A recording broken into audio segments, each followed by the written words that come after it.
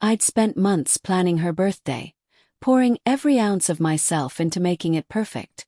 It wasn't just a party. It was a testament to how much I loved her, how much I wanted her to feel adored and cherished. I rented out the rooftop of a swanky downtown hotel, the kind with a panoramic view of the city skyline, the lights twinkling off glass towers like stars scattered across the night. I arranged for a champagne tower, each flute glistening with golden bubbles, catching the light like little constellations. I imported orchids and lilies from halfway across the world, knowing they were her favorites, a detail I remembered from a conversation months earlier. The cake was a masterpiece, 5 layers of rich chocolate and vanilla, hand-decorated with edible gold leaf. I even slipped away during lunch breaks to meet with the jeweler, designing a Cartier bracelet that cost me half a year's savings. Its diamonds sparkled like the promise I'd made her years ago, a symbol of everything I wanted to give her.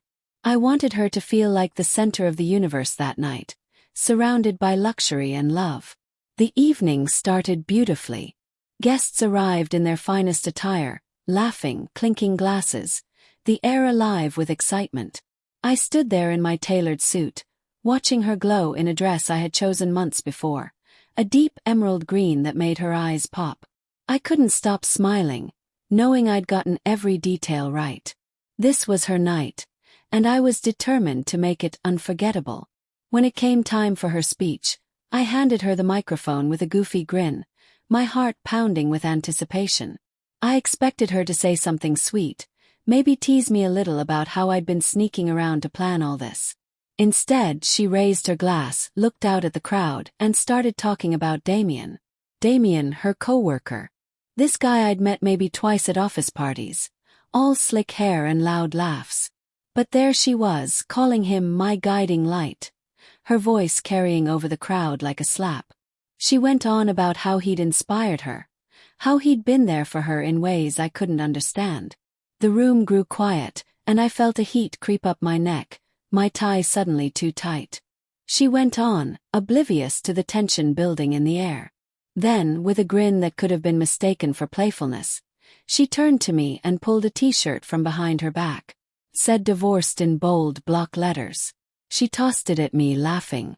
"A little joke for my darling husband," she said, and the crowd tittered awkwardly, unsure whether to play along.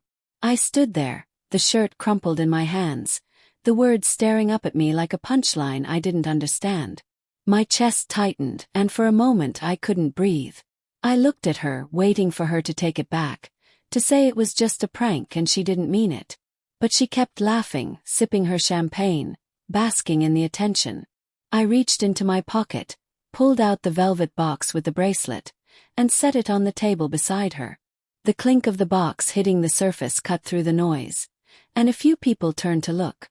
I didn't say a word. I just turned and walked away. Past the champagne tower, past the flowers, down the stairs and out into the night. The cool air hit my face, and I kept walking, the sounds of the party fading into nothing. The next day I didn't call her. I didn't text. I moved my stuff out of our apartment while she was at work, leaving the keys on the counter. I buried my hurt in work, throwing myself into spreadsheets and late-night meetings. Turned out that focus paid off. A few weeks later, my boss called me into his office and handed me a promotion. Bigger office, bigger projects, bigger everything. I started leading teams, pitching ideas that got nods from people who'd barely noticed me before. Then came the invite to speak at a business conference in Dubai. A glitzy event with CEOs and innovators from around the world. Me. The guy she'd laughed at.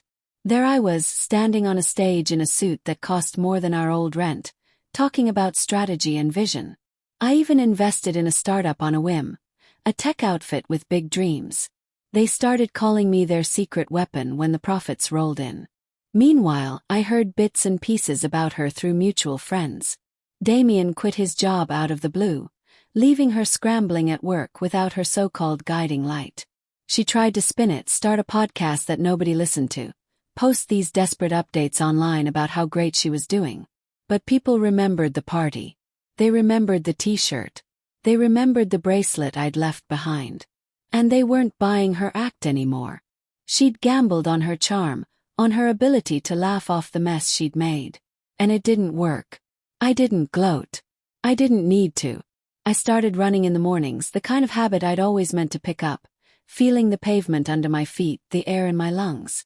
I booked a trip to Japan, something I'd always wanted to do, imagining the cherry blossoms and quiet temples waiting for me. I wasn't a man she could mock anymore. I was someone else. Someone stronger. As I kept moving forward, she faded into the background, her life unraveling thread by thread. I didn't have to lift a finger to make it happen. Walking away, it turns out, was the best thing I ever did.